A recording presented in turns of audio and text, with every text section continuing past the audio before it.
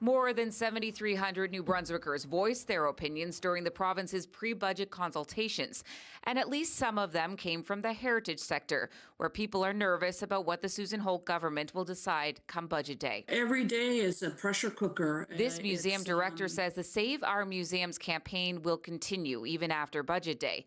News that Nova Scotia will be closing several museums doesn't sit well. We all feel a little insulted. A Canadian Museum Association, that they've picked up on the story and are deeply concerned. The National Trust has been in touch with us about concerns that they've got about what's happening here in our province. Some community schools with fewer than 100 students have been concerned too, but Holt told reporters those schools need to undergo a review every few years.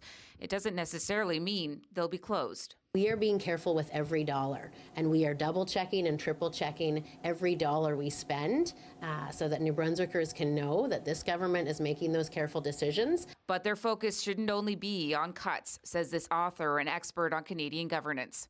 That's important. It needs to be done. If you have a structural deficit, you need to look at it. But in my view, you need to do more than that. You need to know how to grow the economy better. He believes New Brunswick won't get out of the red without making more money.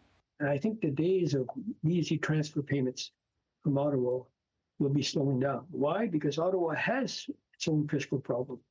And secondly, the richer provinces are starting to ask questions. Why do we transfer payments to provinces that say no to economic growth while we have to say yes? New Brunswick's budget will be tabled March 17th. Laura Brown, CTV News, Fredericton.